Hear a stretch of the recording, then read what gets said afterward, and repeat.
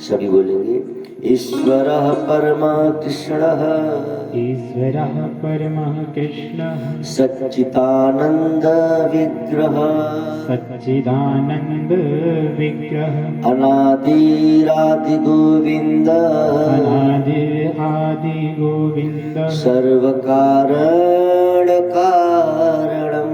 सर्व कारण कारण। भागवत में महर्षि व्यास जी कहते हैं, जैसे ही कन्हैया गोकुल में पहुंचे तो सारे देवता ब्रज में पधार गए। बड़ा आनंद हो रहा है महर्षि व्यास को इस बात का वर्णन करने में। परीक्षित कहते हैं, गुरुदेव, जहां परमात्मा श्री कृष्ण ही विराजमान है वहां क्या पूछना। सुखदेव जी ने कहा, पुत्र, सारे देवी देवता तो पधारे, माता लक्ष्मी, सारे देवी देवता लक्ष्मी ब्रह्म जो कुछ भी थे सब के सब आज आनंद भाव विभोर है। सबकी एक लालसा है, ईश्वर को दर्शन करे, ईश्वर की प्राप्ति करे। बड़ी सांकेतिक बात है परीक्षित। जो देव है, जो स्वर्ग में रहते हैं, वैकुंठ में रहते हैं, गोलोक में रहते हैं, सर्व सुख संपन्न है, लेकिन वो सुविधाएं, वो सुख उनको सुख नहीं देता। इसीलिए वो सुखकारी ईश्वर को, सुख की राशि सिंधु परमात्मा को पाना चाहते हैं। हम मनुष्यों की स्थिति ये है कि हम सुख के लिए परमात्मा को भुलाना चाहते हैं।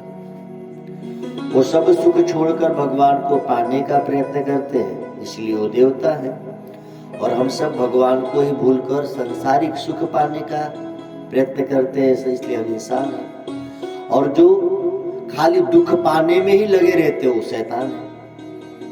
गलत आदमी हर काम ऐसा ही करता है जिसके द्वारा उसको दुख हो। तो शैतान भी यही है, इंसान भी यही है, और भगवान बनने वाले लोग भी यही हैं। जब हम और आप कोई अच्छा कार्य करते हैं, देखो मंदिर सजाया गया है ना, कितना सुंदर लग रहा है, तो जिसने सजाया उसके हृदय को भी आनंद आया होगा। जिसकी संपत्ति से सजे उनको तो पूछ नहीं मत, उनके हृदय को तो बहुत आनंद आएगा। अभी यही डेकोरेशन कोई शादी ब्याह में करे तो, और तब भी आनंद आता है, ऐसा नहीं कि आनंद नहीं आएगा, लेकिन उस समय जो आनंद आएगा वो वासना युक्त होगा, अभिमान युक्त होगा। यह जो डेकोरेशन हुआ, अब जो आनंद आ रहा है ये उपासना युक्त है, निरअभिमानिता युक्त है।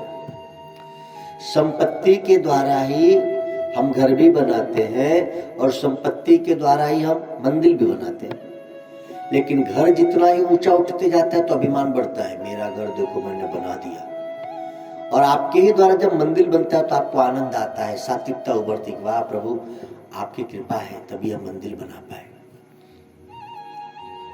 आनंद दोनों तरफ से है, एक सत्व गुण वाला है, एक रजोगुण वाला है। तो भगवान कृष्ण का जब आना हुआ तो सारे सत्वगुणी ऋषि मुनि देवी देवता आनंदित हो गए। अच्छा, मजे की बात है, जब अच्छा काम होता है तो अच्छे लोगों को अच्छा लगता है, लेकिन गड़बड़ आदमी को गड़बड़ लगता है। हर अच्छा काम बुरे व्यक्ति को अच्छा नहीं लगता, और हर बुरा काम अच्छे व्यक्ति को अच्छा नहीं लगता, ये नियम है। भगवान कन्हैया आए तो दुष्ट राजाओं को ठीक नहीं लगा, जैसे कंस जी को बुरा लगा। 6 दिन के कृष्ण और पूतना को मारे। आश्चर्य हुआ कि एक नन्हा सा बालक जिसे मैंने पूतना जैसी वीर समझदार राक्षसी को भेजा मारने को, वो मर गई।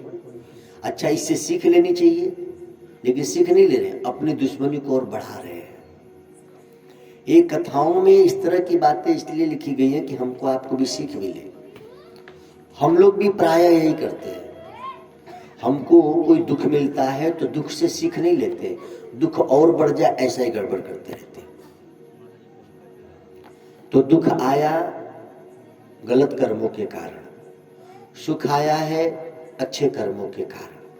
तो दुख आया है तो गलत कर्म करेंगे तब दुख जाएगा कि अच्छा कर्म करेंगे तब? बताओ, अच्छा कर्म करेंगे तब।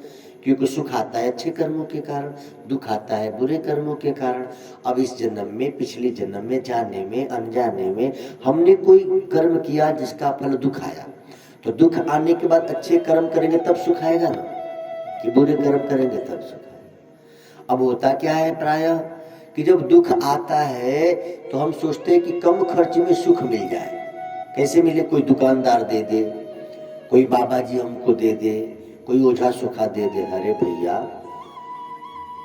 वो कैसे देगा? वो तो खुद ही सुख ढूंढ रहा है। तो हम उसके पास चले जाते हैं और फिर क्या होता है? तो हम ठगे जाते हैं। सुख किसी के देने से नहीं होगा, सुख सुंदर कर्म करने से होगा। कोई सुख हमको दे नहीं हो सकता। हम सुंदर कर्म करें तो सुख अनायास हो जाएगा। बिन मांगे अनिच्छा आवई बरी आई। इसीलिए नवरात्रि की इस कथा से, अच्छा आप लोगों ने सोचा वर्ष में 2 बार नवरात्रि क्यों आती? आती तो 4 बार है, लेकिन 2 नवरात्रि को हम लोग मनाते हैं। तो आपने ध्यान दिया होगा हर 6 महीने पे नवरात्रि।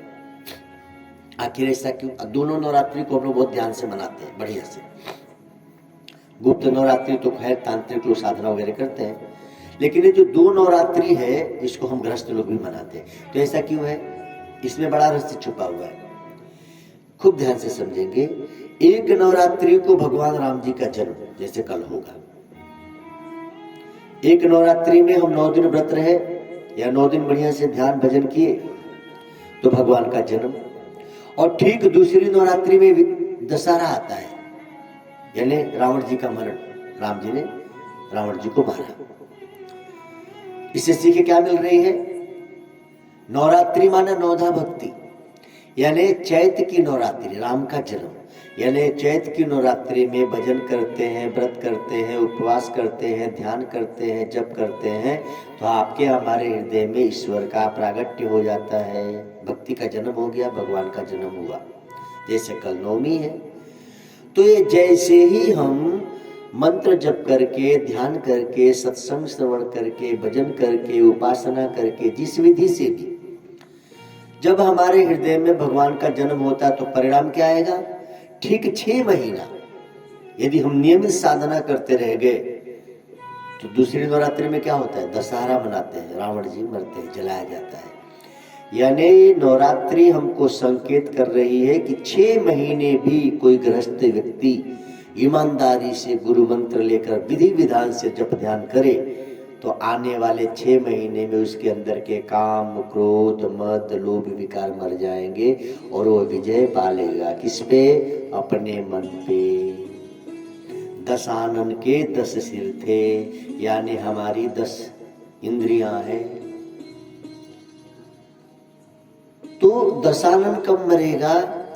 जब हमारे हृदय में राम जी का प्रागट्य होगा। और राम जी का प्रागट्य हुआ तो फिर देखो राम जी का जीवन देखिए दुख में रहा। यानी ये नहीं कि हम भजन करने लगेंगे तो बहुत सुखी हो जाएंगे।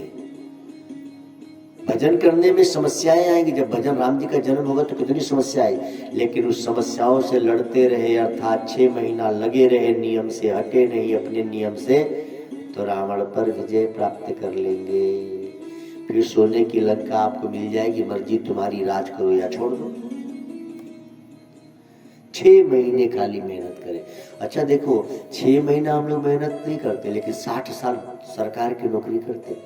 60 साल भारत सरकार की नौकरी करके रिटायर होना पसंद करते, लेकिन 6 महीने गोविंद की नौकरी करके अपने को धनवान बनाना पसंद नहीं करते। कैसी है? एक बाबा जी थे,